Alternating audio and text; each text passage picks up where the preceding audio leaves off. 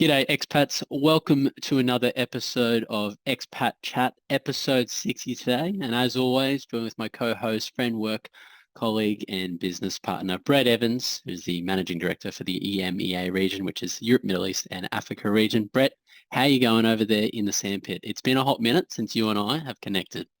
It certainly has, and we've tried to replace you on many occasions with both JB and Mitch, but yeah, people Try. like listen. People like listening to your voice. So for those folks out Yeah. there listening to the other person or watching the person, my mate and colleague James Ridley, who's the master of the universe for the Asia Pacific and Americas region, so looks after our Australian office and does a bloody good job of it too. Thank you, Brett. And Brett, listen, I've just returned from a brief holiday. I was lucky enough to hop, get over across the ditch, The crossing the Dutch, ditch. you're in the Yeah, Dutch. that's it. Yeah, that's it. I went to New Zealand for a brief ski trip, which was lovely. We got really lucky, some bluebird days, as they say, Yeah, and yeah, got 5 or 6 good days of skiing and did a bit of snowboarding as well, so trying to improve that skill set. So I'm ambidextrous when it comes to skiing and snowboarding. nice. But it was really fun. And then also we went to the winery region, just Gibson Valley, and got amongst all the wines, mainly Pinots and those sort of things. But it was good, really, really good to recharge the batteries for what's been a busy year. Yeah, So mate, busy back into couple of it now. years. Yeah. So, That's right, mate. and That's right. that's your first time you've been overseas since what, January 2020 when you came to Dubai and visit the office? Yeah, it is. A couple of sort of trips were cancelled due to COVID. Yeah. So it was good to get over there. It was remarkable to see over in New Zealand, specifically just Queenstown, sort of the hub, the staff shortages that they've got over there for hospitality, everything, to be honest. And I think you've said it before, where they rely on a lot of the holiday work Backpackers, visas. And travel workers. Yeah. that's right. Yeah. Just don't have that at all. So there's a lot of cancellations when people are sick, and things just get cancelled so frequently over there, bookings and those sort of things, because they're plain just don't have the staff to do it. So it was yeah, really interesting, because we don't really have that too much, to be honest, back here in Australia, Mm. because yeah, things are just sort of back to normal, to be honest. So that I was a think bit it's always eye-opening, those but it's those tourist towns, and I always used to joke. I love Queenstown. It's my second home from a yeah, spiritual place. It's just a magic place. But the thing that used to always crack me up about Queenstown was the fact that you walk around and very rarely do you hear a Kiwi accent. You hear every other accent. You hear Irish, American, Canadian. You like it's, because so many it's people, true. yeah, so Yep, many people yep, both work and travel from overseas. yeah, And as you say, like with the reduction in the amount of people traveling for work, in terms of mm, holiday tourism, sort of working overseas, that gap year sort of thing. yeah, It's taking a while for that to fire up again.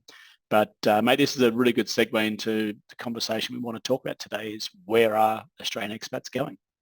yeah, So absolutely. sitting in that unique situation that we sit in, meeting the people, talking to them, hearing their stories, rather than talking about financial issues. Let's jump Yeah. on here and talk about something cooler, like where people are moving to. So I'm going to give the disclaimer, even though we're not going to really talk about many financial concepts today. All the Yeah, information let's that do we that. No. yeah, that's right. All the information we're going to talk about today should be construed as educational entertainment purposes only, and Yep, do not construe this as personal financial advice. that's right. And I mean, you're right. It's a perfect segue, because obviously Queenstown touristy zone relies on so many expats moving into and coming into Queenstown, and obviously filling that void in their labour market, which, as we just discovered, hasn't really happened since COVID. And it's a good topic to see where a lot of Australians, Aussies are moving over to. Obviously, you've got your boots on the ground over there, and ears to the ground, to see where everyone's going over in the Middle East, and especially the Eurozone as well. And myself, Asia Pacific. I think when I look at some clients that have already been overseas, I can wholeheartedly say that a lot have actually been moving out of areas which you'd almost make the assumption on, China and Hong Kong. There's Yep. been movements out of those areas, and it's the main reasons being China's draconian approach to still the lockdowns. and Hong Kong very similar as well. Quarantining rules in hotels and make it very hard to just kick on with it. And speaking to a lot of clients over in those zones, they just don't think it's going to change until maybe after the government meets later in the year, November, or even Q1 2023. They might change their stance there as well. So that's been some movements in terms of expats already overseas and coming out of the countries and going to other places.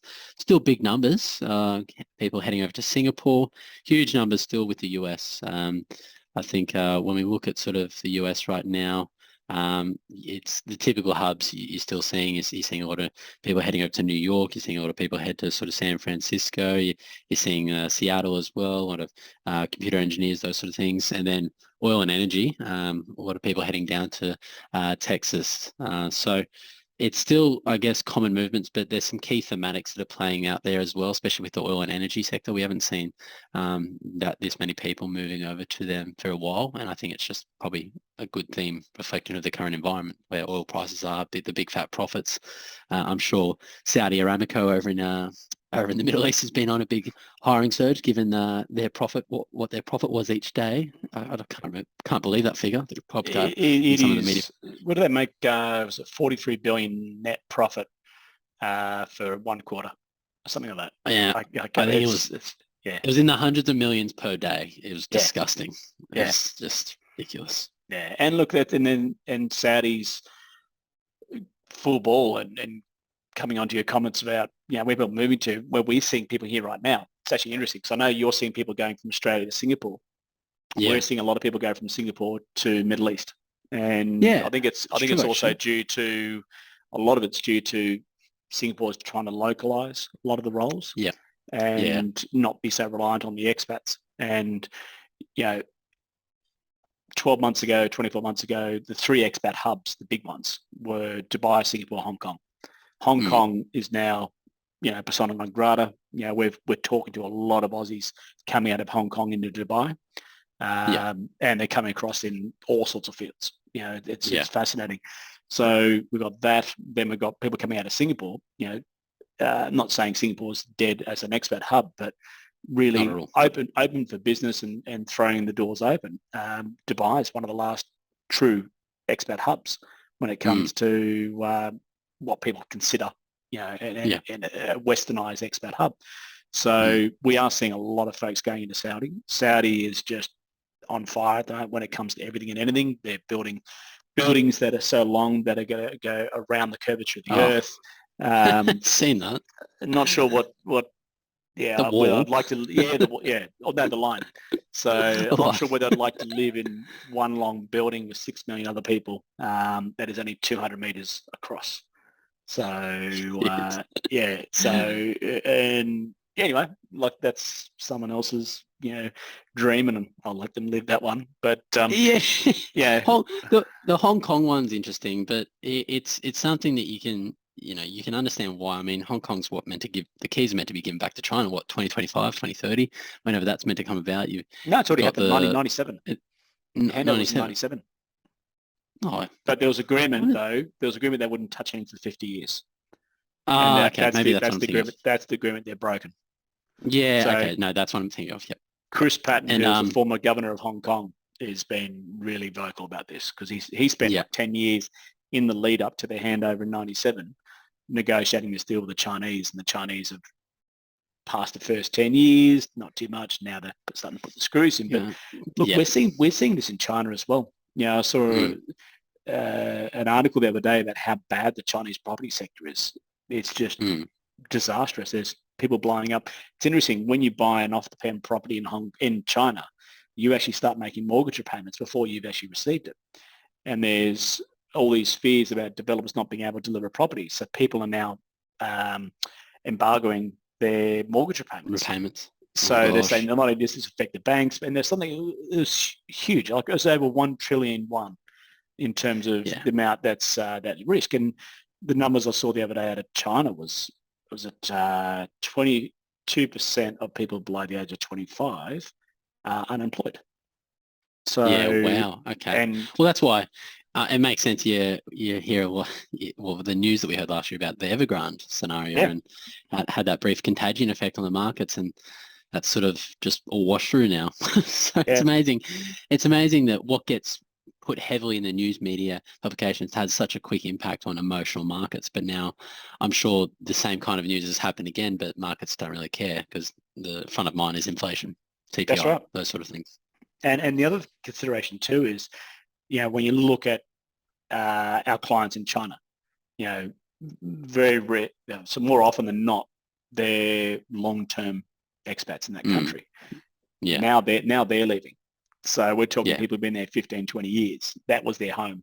Now they're coming yep, out. We're seeing people out of Hong Kong, 15, 20 years. Now they're coming out. So it's almost like that last nail in the coffin. That's just too much with what's yeah, going on. And even though Hong Kong has reduced its quarantine period down to 3 days, yep. from my brother who lives over there, from what he was saying is, if I'll say that was my brother, was a client we're talking the other day, if the hotel room either side of you across the corridor Oh test gosh, positive, then you all yep. go to Penny Bay for 10 days.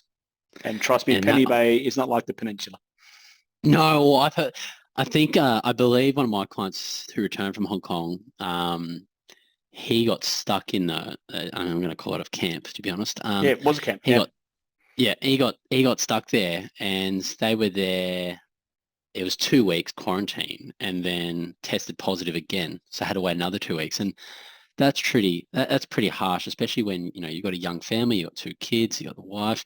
And after that experience, they're just like, we're done. Like we're out. I can't put my family through that, the stress as well. And yep, bounced back 2 months later over it. Yep. So, resigned and came back. And I think a lot of that has also happened to a lot of expats due to that obviously, the strict rules they have there, and it'd be good to see them sort of come with the times and get up to date with a lot of sort of other countries like Australia or the US of how they're handling it, just because it seemed almost draconian now, unfortunately. Look, it is. But, and I mean, with, I suppose the US, I will say I've had the odd inquiry where expats are now returning back to Australia just because of everything, all the political side in the US as well, Yeah. everything going on with the guns and all those sort of things, which I Yeah. guess you can understand when you've been there for years and years. And Gets to be that but much then after a while. it does, but Aussies are still going over there in hordes Hmm. because opportunities are there. Tax is usually a little bit different depending on the states you're in. Gives them opportunity to travel. If they've won green card lottery or they're going on an E3 or an L1, Yep. Aussies are still going over there month by month in droves. So it's good to see that though, because remember, we wouldn't have seen these kind of numbers heading over to, whether it's Singapore or the US or throughout Europe or the Middle East in a very long time because of obviously COVID-19. You had a lot of people actually bouncing back to Australia. So whether it's the same people that have bounced back and now they're finally going back over to those countries, that's hard to tell, hard to know. But yeah, it's good to see that sort of obviously numbers are increasing again. Yeah, look, it is. And one thing I watched, and I was just looking up then, was the what they call the Australian population clock, which the Australian Bureau of Stats puts out in a live capacity. It updates, real time with all their numbers in the background. It doesn't exactly change that quickly, like not every second, but it does update. And the line is always the fourth line I love to read. And I've read this through COVID and it was nothing. But now, one Australian resident is leaving Australia to live overseas for greater than 12 months every 1 minute and 13 seconds. Wow. So So, yeah. So there you go. It's something that, we've seen in the numbers going overseas. And it's fascinating to watch all these little, I guess, clusters starting to build that they weren't there before. mm, So we're doing a lot of work with folks in Berlin. Berlin is cutting edge.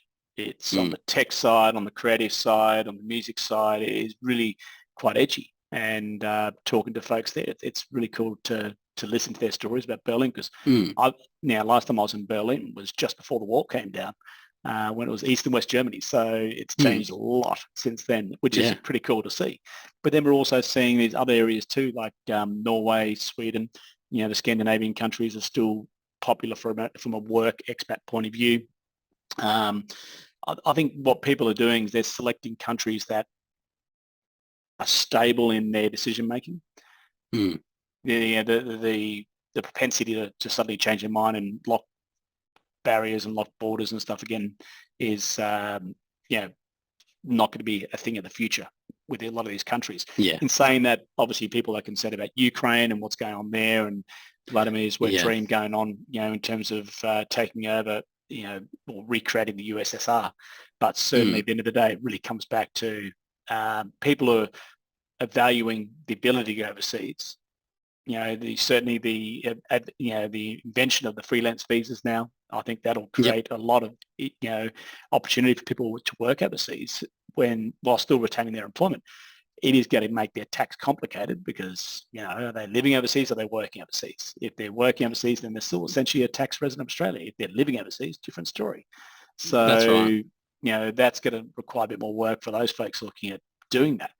But I think when you look at how busy the planes are, the airfares people are paying, there's 3 years worth of pent-up travel being expunged in like a 6-month period. Oh, yeah. It is nuts. And it is nuts. And I mean, even when you're on sort of social media and those sort of things, it seems like everyone's sort of cashing in on all their annual leave right now and heading over to Europe and doing the European summer and all those sort of things.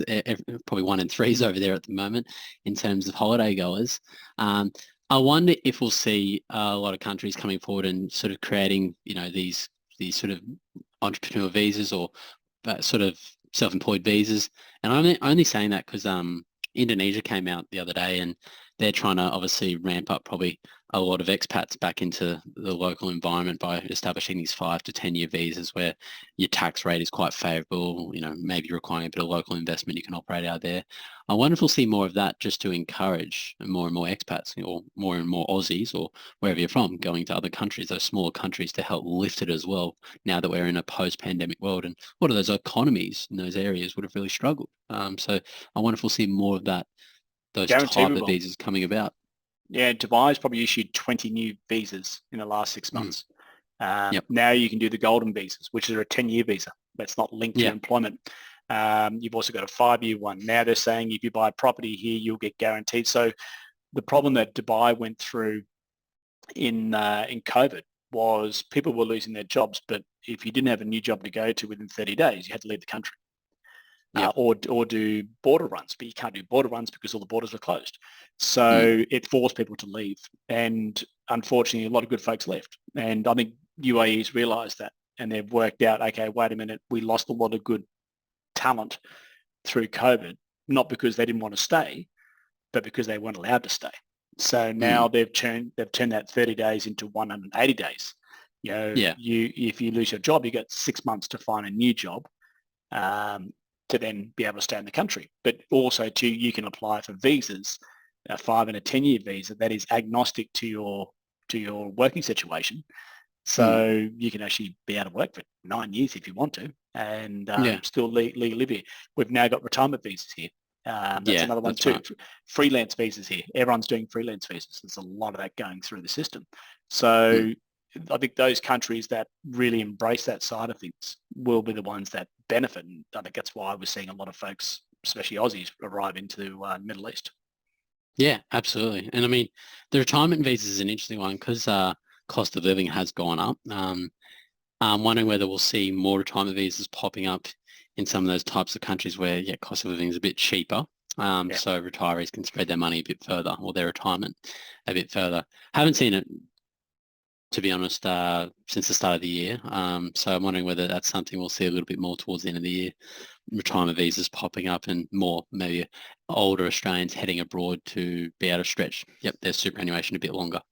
Look, it's an interesting one. We saw Spain the other day make an announcement that they're going to start taxing on foreign income, which is interesting. It actually goes the opposite way.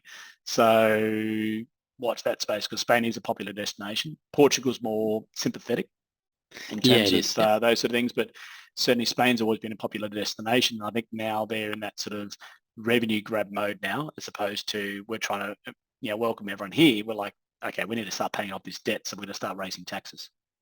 I'll say this though, a lot of the countries that bring out favourable residency or type visas, whether it's retirement visa or not, you do need to keep an eye on that because a lot of those types of countries, especially in Europe, throughout Europe, they've got some hefty inheritance taxes and estate taxes. Really need to be careful if you're going to be basing yourself out there, getting, say, the residency, getting the retirement visa, and then maybe going down residency pathway. Yeah, like they can take some of the countries that I've looked at. It's like 40 to 50% estate taxes. Yep. That's huge, and it's on your worldwide wealth as well. And yeah, it's ridiculous. No, exactly right. Exactly right. And I think that's where, I was talking to someone the other day about, they're looking at making the move, and they'd considered 2 of 20 factors. We actually counted them because we started just going through all the other things like, oh, okay, I didn't think of that. Yeah, I didn't think. Okay, I didn't think of that. It was more the big picture. I want to move to here, which is great. But how are you going to make it work? What is going to solidify your residency? Why should you have a right of abode there? Because I want to. It's like, well, that's nice. I'm sure everyone else does want to as well. So what visa option are you looking at? Then you're looking at the financial ramifications of leaving Australia. And then you're looking at the financial implications of moving to that country. 2 very different scenarios. Absolutely. And the response was, okay, I'm going to need to go back and have a rethink of all this stuff. It's like, you can't use pictures to decide where you're going to live. No, that's right. I had a client investigate a little while ago that's retiring very soon, and I think they end up having maybe 6 different consults with 6 different sort of international tax experts in each European country just to see whether it's possible, and still just came down to the same thing. These inheritance and estate taxes were just too hefty, and I think we sort of came to the conclusion that still base yourself out of Australia, but just do some trips overseas, some longer term accommodation, those sort of things, just to keep your Australian tax residency intact. So, you use it that way, because it just can be too hefty, to be honest, in the event they pass away while they're overseas. And that's the other thing too. It sort of dovetails into episode 59 with Jonathan last week. When you are looking to especially retire overseas, it's not a bad thing to actually be still a tax resident as long as you're structured properly. Super's agnostic. Right. You can spend 3 months in Italy or Europe and then come back, and then move around and come back. And as long as you're not deemed to be a permanent tax resident in that country, that may be more favourable. So it really comes back to, sometimes you want your cake and eat it too. There may need to be some compromises, but done right, you're okay. Yeah, that's right. And I think it all well and good sounds nice having a villa over in Spain or something like that. But I think you really need to think about the long-term ramifications in the event something happens in your residency and those sort of things. And I think what we're sort of talking about right now about whether you're keeping yourself a resident or a non-resident in retirement, it's probably a good segue into a question that I can throw out to us actually. Regarding so just a housekeeping, this question came through from the link below in the show notes. If you do have any questions, please send them through. We'll be more than happy to raise them on the podcast and provide you some feedback. Yeah, absolutely. And I'm just going to read out how it's worded. That way everyone can know the viewpoint we're coming from, because there's probably a few questions we can also throw in there as well. But I'm an Australian citizen and Australian resident for tax purposes at the moment. I left Australia to join my husband, who is a non-resident of Australia for tax purposes, in February 2020. I only plan to return to Australia for a month at the end of 2022. So again, moved over, joined the husband. However, they've kept their Australian tax residency intact whilst the husband has declared themselves as a non-resident. Question being, how long can I remain an Australian resident for tax purposes if I continue to be overseas with my husband? That's question 1. We have a family home which the children are staying at. Yep, that's very common. It is solely under my name. Does it incur capital gains tax if I sell it while I'm overseas? Question 2. So, I mean, really good question around residency, whether you can keep and how long can you keep your Australian residency versus non-residency, and probably not something that actually gets asked too often, to be honest. No. When we one of our strategies, from an advice point of view, sometimes is to keep people a tax resident. And people don't understand or, appreciate that you can actually still be an Australian tax resident indefinitely. It's just an election that you make. And people are saying, why the hell would they do that? And the answer is, it's quite simple. Sometimes as an Australian tax resident, that may suit you from a financial perspective on a net tax basis, more so than being a non-resident. Now, certainly for someone in the UAE or Saudi or Qatar or Kuwait or any of those sort of countries that have low tax or no tax, it wouldn't suit that situation. But if you're moving to a country that has very similar tax rates, I had a couple of clients in China who were Australian tax residents. And the reason they were is because they had property and they wanted to be able to take advantage of some of the property allowances and those sort of things as an Australian tax resident. So that's in short answer, yes. And, I'll let you sort of provide your bit of feedback. To me, it's an option. It's one of the one of the arrows in the quiver you can use. That's right. And I would say that the ATO is going to scrutinise a person's non-residency a lot harder than a person that remains a normal Australian tax resident. So it is a lot easier to keep yourself an Australian tax resident, but I also often have found in the past through a lot of consults and inquiries that someone might have kept themselves as a normal Australian tax resident just because that's what they've done, but they've forgot to report their overseas wage income in the US, or they've forgot to report their wage income in Singapore. And that's a big no-no, because you should have reported it to the ATO because you've kept yourself as an Australian tax resident. If you're an Australian tax resident, it means the ATO gets to tax you on a worldwide basis. Yep. So it's important to understand that, whereas when you're declaring yourself as a non-resident, well, the ATO only gets to tax you on income that's generated inside of Australia, technically, and doesn't get to tax you on anything going on outside of Australia. So it's important to understand that. But yes, a lot easier to keep yourself as an Australian resident for tax purposes than it is to deem yourself a non-resident. So that's part A. And yeah, no issues there at all. I think... Actually, the only thing I will add is if your husband's claiming non-resident, you're claiming resident, and you're living in the same location, it may add a bit more scrutiny onto your husband. That's right. Residency rules, it's something that the ATO could pick up and query, I think. And because, and I mean, the way that families have, and this family specifically has structured their assets, okay, the main residence is in the wife's name, who's maintained their Australian tax residency, so they could then sell the main residence and maybe not pay any tax. So that's the second question, which we'll go into now. But yeah, the ATO might pick it up and go, I can see what you're trying to do here. I still think it's, maybe Division 4A, anti-avoidance, going to lean on that, and we'll see if you're avoiding any tax that you should have been paying to me. Or capital gains tax. So can be done, but just got to be careful, I think. And as always, might be best seeking some professional advice around that, like getting a private ruling, those sort of things. But the second question, throwing out to you, Brett, was, we've got a family home with which the children are staying in right now. It is solely under my name. Does it incur capital gains tax if I sell it while I'm overseas? Question mark. Yes, unequivocally. And that's the biggest thing that probably the most punitive tax change that came out of the last couple of years was the removal of the main resident exemption.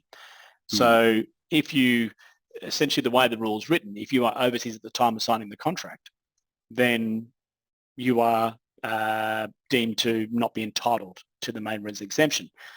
I've had a number of conversations with tax attorneys and stuff saying, well, how is that different to someone who's overseas on holiday who signs a contract? It's like, well, no, they're not. They're overseas on different capacity. Whereas if you are living overseas, still claiming as a tax resident, but you are living overseas, then you're toast.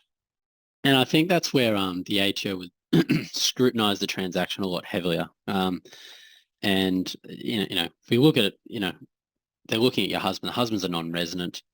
Why aren't you deemed to be a non-resident? And you've just done this big property transaction, which might have been worth, a couple of mil. And it's like you're not paying any tax on it.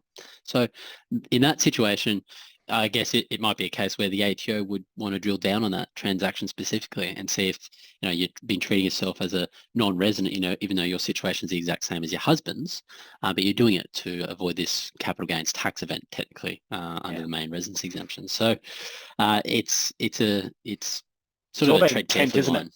It's intent. Yeah. What's your intent of doing this? Is it because you're doing the right thing and you're declaring you're a tax resident, or you're doing it to avoid tax? In that case, right.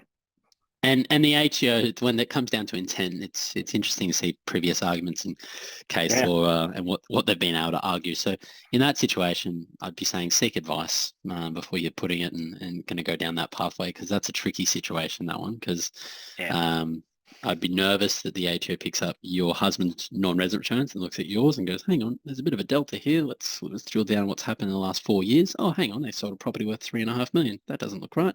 And however, if the new tax rules come in, different story, black and white, different separate taxing and no grey. 45-day rule. So, that'd be a bit more clear. It certainly wouldn't solve them on the MRE side in terms of selling their principal place of residence because they're overseas still. But certainly gives the husband a bit more peace of mind in terms of claiming non-residency, as long as he doesn't breach that 45-day and or the 4-factor tests. Yeah, it will provide absolute clarity on whether you're a resident or a non-resident. I think that's what a lot of people are looking forward to. 45-day rule, they need to really flesh out a bit more and provide a further guidance as well as Australian economic interests. Because, 45-day rule, a lot of expats travel back to Australia just for business-related reasons. So based on how they've worded it, that's also included under the 45 days, which is a bit ridiculous. So you need to provide further guidance on that. Exactly. So, mate, I think we wrap it up there. We don't want to monopolise people's time too much with everything, but by all means, thank you everyone for your time. James, welcome back, mate. It's good to have you back on deck. It was COVID then holidays, so you've been missed, and we'll see everyone on the next episode. Sounds good, mate. Appreciate Cheers. it. Speak soon. Thanks, guys.